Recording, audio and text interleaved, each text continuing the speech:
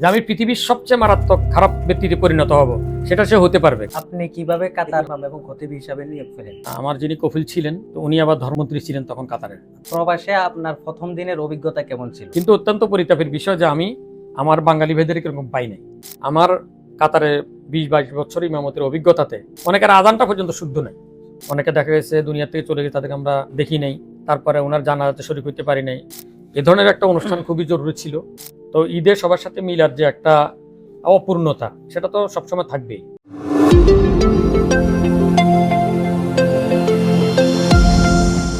আসসালামু আলাইকুম, আমি কামরুল ইসলাম। আপনাদের সবাইকে স্বাগত জানাই অন্তিম মিডিয়ার বিশেষ অনুষ্ঠান প্রবাসী দৃষ্টিকোণে।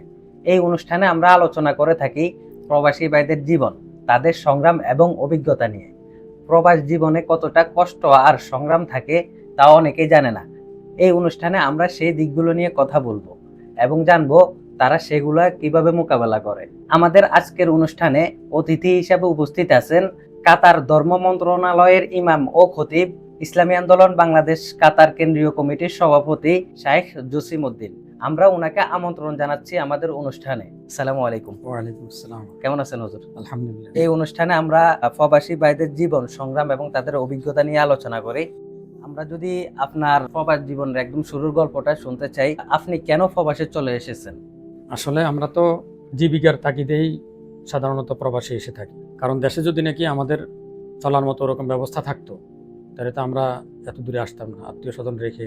আরেকটা হলো যে প্রত্যেকে চায় যে নিজে প্রতিষ্ঠিত হওয়া, সাথে সাথে তার যে আত্মীয় স্বজন আছে তাদেরকেও যাতে কিছু সহযোগিতা করতে পারে। দেশে আমরা যে পরিমাণ কামাই করতে পারি, সেটা দিয়ে নিজের চলায় অনেক সময় দেখা যায় কষ্টকর হয়। তো সেখানে আত্মীয় স্বজন বা কারো যারা নাকি মহতাজ, সেখানে সহযোগিতা করার প্রশ্নই আসে না। তো সেই জন্য এটাও একটা যে আমি নিজে স্বাবলম্বী হব, সাথে সাথে আমার পরিবার পরিজন তো আছেই, আমার আত্মীয় স্বজন, আমার পাড়া প্রতিবেশী, দিনী প্রতিষ্ঠান আছে, তাদেরকে সাহায্য সহযোগিতা করা, এই জন্য প্রবাসে আসা। প্রবাসে আপনার প্রথম দিনের অভিজ্ঞতা কেমন ছিল? আমি 2003-এ 19শে ডিসেম্বর প্রবাসে আসছি। যেহেতু আমরা তখন আত্মীয় স্বজন সবকিছু রেখে আসছি, আর ছোটবেলা থেকে দেশেই ছিলাম, ওই হিসাবে তখন প্রথম খুবই খারাপ লাগছে যে আবার চলে যাই। আমাদের যারা আত্মীয় স্বজন ছিলেন না, যারা সান্ত্বনা দিচ্ছেন যে না, এখানে এত দূরে আসা হয়েছে এত কষ্ট করে, মন খুব ভাঙা থাকতো। আর সবসময় আত্মীয় স্বজনের সকলের কথা মনে পড়তো, ছেলে সন্তান পরিবার পরিজনের কথা মনে পড়তো। একরকম মানে থাকাটা অনেক কষ্টকর। আলহামদুলিল্লাহ আস্তে আস্তে পরে যখন নাকি কর্মজীবনে ঢুকে গেছি এবং আমাদের আয়ের উৎস চালু হয়েছে, তখন আলহামদুলিল্লাহ মন বসছে এবং পর্যায়ক্রমে প্রবাস জীবন থাকতে শুরু করছে এবং আমাদেরকে তো থাকতেই হবে। প্রবাস জীবনের সবচেয়ে বড় চ্যালেঞ্জ কি ছিল? বড় চ্যালেঞ্জ হলো নিজেকে প্রবাসের সাথে খাপ খাওয়ানো। কারণ এটা সম্পূর্ণ আলাদা দেশ, এখানে সংস্কৃতি আলাদা, এখানে আবহাওয়া আলাদা। তো সেখানে আমরা যেহেতু ছোটবেলা থেকে বড় হয়েছি অন্য একটা সংস্কৃতি, অন্য একটা সামাজিক পরিবেশ, সবচেয়ে যে জিনিসটা কষ্টকর সেটা হলো অন্তরকে বসানো। আপনি কি কোম্পানির বিষয়ে আসছেন নাকি ফ্রি বিষয়ে আসছেন? না, আসার পর আপনাকে কোনো সমস্যার সম্মুখীন হতে হয়েছিল কিনা? আমি আসছি শেখের বিষয়তে। আমার যিনি কফিল ছিলেন, তো উনি আবার মন্ত্রী ছিলেন তখন কাতারের। আচ্ছা। এবং উনি তখন শেখ হামাদ বিন খলিফা, কাতারের সম্মানিত আমির ছিলেন। উনি সহ একসাথে বাংলাদেশ সফরেও গেছে আমার কফিল, তখন তিনি অর্থমন্ত্রী ছিলেন। ওই সুবাদে আলহামদুলিল্লাহ আমার তেমন কোনো সমস্যা পড়তে হয় নাই। মোটামুটি মানসিকভাবে একটু নার্ভাস ছিলাম, বাকি অন্য কোনো পরিস্থিতির শিকার হতে হয় নাই। প্রবাসে আপনার প্রথম কাজের অভিজ্ঞতা কি ছিল? যেহেতু আমরা ইলমে দ্বীনের পরিবেশে বড় হয়েছি, দেশে আমরা আমাদের সকল এটাই ছিল, কাজ এটাই ছিল। অতএব এখানে আসার পরে এই প্রথমে চিন্তা করলাম যে কি করব। তো মনে চাইছে যে কোনো কাজে ঢুকে যাই। তো এখানে যেহেতু আমাদের মুরব্বীরা ছিলেন এবং আমাদের আলহামদুলিল্লাহ ছায়া দেওয়ার মতো ওরকম ব্যক্তিত্ব ছিলেন, তো তিনি বললেন যে আমরা হইলাম দিনী পরিবেশের এবং মাদ্রাসা মসজিদের মাহালের লোক, অতএব আমরা যে কোনো কাজে যেতে পারবো না। আমি বললাম যে না, যে কোনো কাজ আমি চলে যাই, আমার যেহেতু এখানে কাজ করতে হবে। তো আলহামদুলিল্লাহ প্রথম থেকে প্রাইভেট মসজিদে ঢুকে যাই। প্রথম থেকে আমার এদেশের কর্মজীবন মসজিদের ইমামতি দিয়ে শুরু। প্রবাসে ঈদ বা অন্যান্য বড় অনুষ্ঠানগুলা কিভাবে কাটান? প্রবাসীদের জন্য তো ঈদ এটা অনেক কষ্টকর কাটানো, কারণ আত্মীয় স্বজন থেকে অনেক দূরে, পরিবার থেকে অনেক দূরে। তো ফ্যামিলি এদেশে আনার আগ পর্যন্ত আমরাও সেটা ফিল করছি। তো আত্মীয় স্বজন ছিল, ওনাদের সাথে ঈদ কাটতো, তারপরও একটা অসম্পূর্ণতা থাকতোই, কারণ এখানে তার পরিপূর্ণ ঈদ আনন্দ তখন আমরা ভোগ করতে পারতাম না।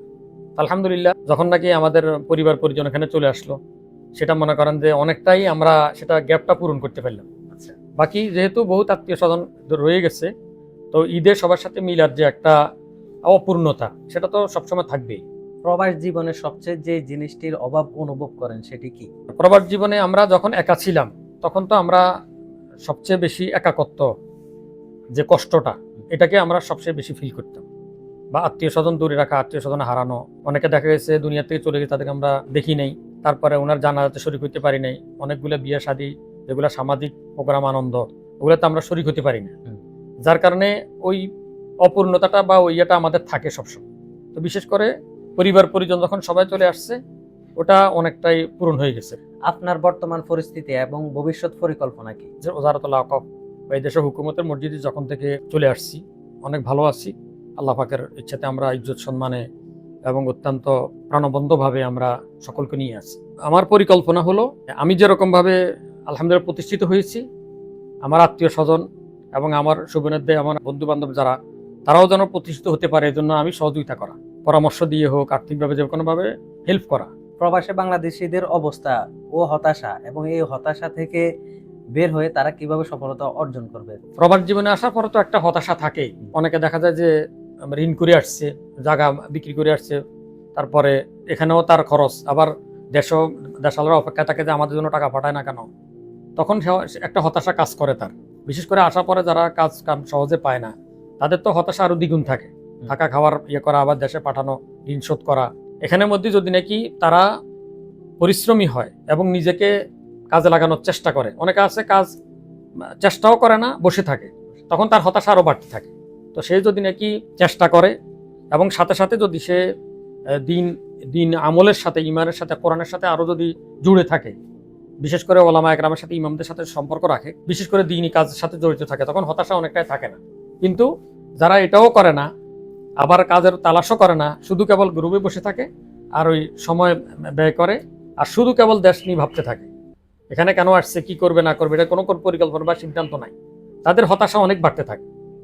আর বাকি যারা এটা প্রতিষ্ঠা হওয়ার জন্য চেষ্টা করে এবং তিনি কাজের সাথে নিজেকে জড়িত রাখে, তাদের হতাশা অনেক কম থাকে এবং হতাশা অনেকটা হয় না। আপনি কিভাবে কাতার ধর্ম মন্ত্রণালয়ের আন্ডারে ইমাম এবং খতিব হিসাবে নিয়োগ পেলেন? হ্যাঁ, আমি তো প্রথম প্রাইভেট বিষয়ে আসছি, আসার পরে যখন জানতে পারছি যে এখান থেকেও ইন্টারভিউর মাধ্যমে ইমাম মুয়াজ্জিন নেওয়া হয়। তো আগে তো দেশের থেকে আনার একটা সিস্টেম ছিল, পরবর্তীতে ওইটা বন্ধ হয়ে গেছে, এখন তো এখান থেকে নেয়।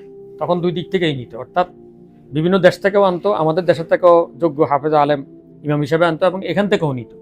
তা আমি এখান থেকে ইন্টারভিউর মাধ্যমে সরকারি মসজিদে মুয়াজ্জিন হিসেবে, ইমাম হিসেবে আমি নিয়োগ পাইছি। কাতারে ইমাম হতে হলে ইসলামের শিক্ষার স্তর কতটুকু এবং আরবি জ্ঞান কতটুকু থাকা জরুরি? ইমামের জন্য সাধারণত কোরআনে হাফেজ, পরিপূর্ণ কোরআন বিশুদ্ধভাবে হেফজ, পরিপূর্ণ হেফজ থাকতে হবে, কোনো কম হইলে হবে না, 1 নম্বর। 2 নম্বর হলো যে সাথে সাথে ওনাকে আলেম হইলে ভালো, কারণ এখানে অনেকগুলা মাসালা মাসাইল বা অনেকগুলা দেখা যায় যে ওনাদের এরকম প্রোগ্রাম হয় যেগুলো আরবিতে মেসেজ আসে।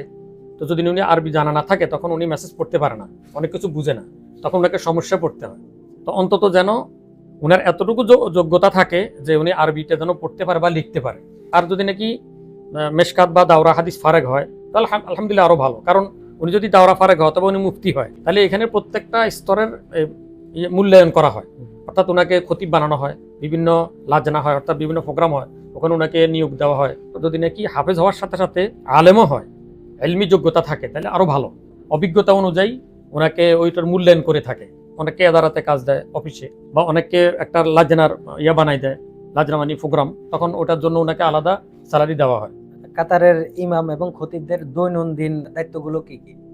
মসজিদের দায়িত্ব পরিপূর্ণ পালন করা, এটা তাদের প্রধান দায়িত্ব, যে সময় অনুযায়ী আজান, মসজিদের সমস্যাগুলো খেয়াল রাখা, নামাজের প্রতি খেয়াল রাখা, মুসল্লিদের খেয়াল রাখা, যারা খতিব তারা জুমার ব্যাপারে খেয়াল রাখা।